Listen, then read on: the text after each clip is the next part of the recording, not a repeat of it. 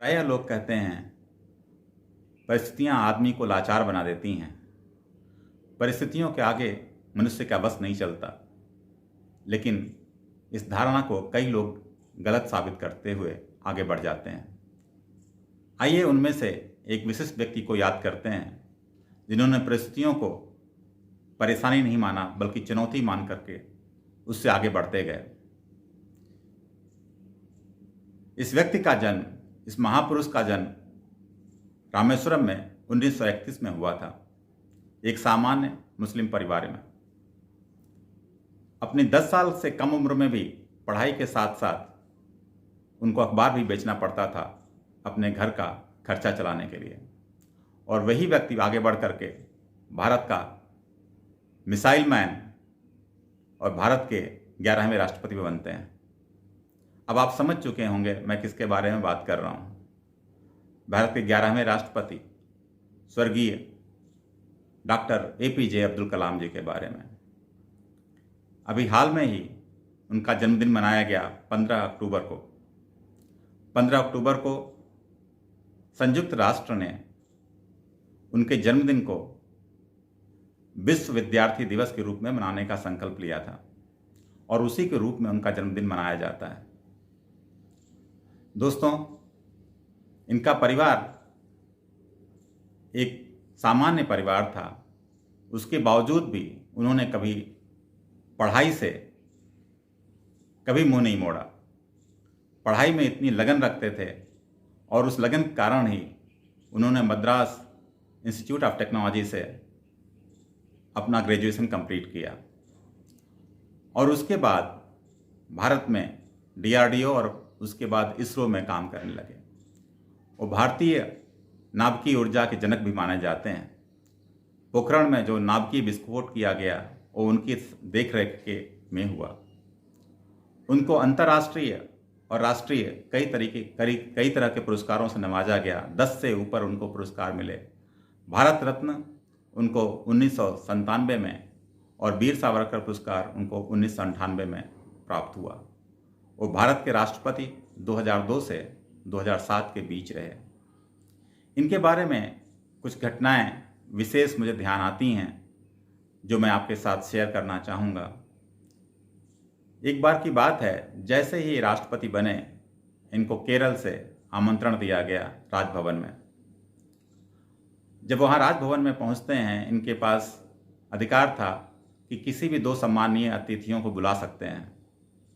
और आपको जान के ताज्जुब होगा, उन्होंने जिन 2 अतिथियों को बुलाया उनमें से एक मोची और एक छोटे से होटल का ओनर था। और उनके संपर्क में वो उस समय से जब वो पढ़ाई किया करते थे।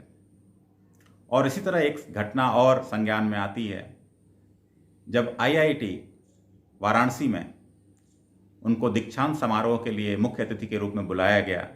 जब वो वहाँ पहुँचे तो डैश पर 5 कुर्सियाँ रखी हुई थीं। उन 5 कुर्सियों में एक कुर्सी बड़ी थी जो इनके लिए रखी गई थी। जब इन्होंने देखा कि यह एक कुर्सी बड़ी है और ऊंची है तो उन्होंने आयोजकों से उस कुर्सी को बोला कि मैं इस पर नहीं बैठ सकता, इस पर वाइस चांसलर बैठ सकते हैं। तो वाइस चांसलर संकोच में पड़ गया और उन्होंने ये मना किया। फिर उनके लिए उसी बराबर अन्य 4 कुर्सियों के बराबर कुर्सी मंगाई गई। तब कलाम साहब वहाँ बैठे और अध्यक्षता की। कलाम साहब का मानना था कि विश्व में या भारत में अगर हम परिवर्तन लाना चाहते हैं तो परिवर्तन 3 लोगों के द्वारा किया जा सकता है। 3 लोग उसमें विशेष योगदान दे सकते हैं, माता, पिता और शिक्षक।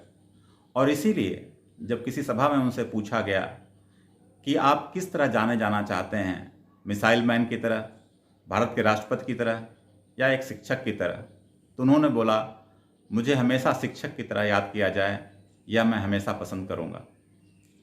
और दोस्तों, उनका बच्चों के प्रति इतना झुकाव था, जहाँ भी जाते थे वो बच्चों से घिर जाते थे। एक घटना और मुझे याद आती है, जहाँ वो बच्चों को संबोधित करने गए थे। लास्ट मोमेंट पे जैसे वो स्टार्ट करना चाहते थे, माइक खराब हो गया बिना किसी संकोच के वो बच्चों की भीड़ में चले गए, बच्चों को इशारा किया कि उनके चारों तरफ घेरा बना लें, और उन्होंने उन 400 बच्चों को अपनी आवाज़ से सीधे संबोधित करना शुरू किया। कलाम जी का व्यक्तित्व वास्तव में एक बड़ी मिसाल कायम करता है कि कैसे एक सामान्य परिवार का बच्चा किसी भी ऊंचाई को छू सकता है, और यह एक बहुत बड़ा उदाहरण है हमारे सामने। कलाम जी ने सामाजिक सामंजस्य, राजनीतिक सामंजस्य सबको बिठाते हुए भारत को एक साथ चलने की चेतना का जन्म दिया। एक बार उनसे पूछा गया भारत की स्ट्रेंथ और वीकनेस के बारे में। उन्होंने कहा कि भारत की स्ट्रेंथ 60 करोड़ यंग भारतीय हैं जो भारत के जनता में शामिल हैं, और जो वीकनेस है वो भारत का विजन है। अगर विजन को इम्प्रूव कर दिया जाए तो भारत एक बहुत बड़ा शक्तिशाली देश बन सकता है। दोस्तों, विद्यार्थियों से उनकी बहुत रुचि थी, और इसी क्रम में शिमला में वो विद्यार्थियों से इंटरेक्ट करते समय उनका देहावसान हो गया। एक ऐसा व्यक्ति जिसने समाज के सभी वर्गों को अपनी पहचान बनाई, अपनी पकड़ बनाई, सभी लोग उनको पसंद करते थे, और यह एक बहुत बड़ा गुण था उनके अंदर। वो हमेशा कहा करते थे, सपने वो नहीं होते हैं जो हमें सोते समय दिखाई पड़ते हैं, सपने वह होते हैं जो हमें सोने नहीं देते जब तक हम अपने लक्ष्य को पूरा ना कर लें। दोस्तों, आइए अब्दुल कलाम जी के सपनों को पूरा करने के लिए हम सभी प्रतिबद्ध हों, हम सभी एक विज़न क्रिएट करें अपने देश को आगे बढ़ाने के लिए, देश में समरसता क्रिएट करने के लिए, देश में एक सौहार्दपूर्ण माहौल क्रिएट करने के लिए। यह अब्दुल कलाम जी को उनके जन्म दिवस पर एक सच्ची श्रद्धांजलि होगी। धन्यवाद। जय हिंद।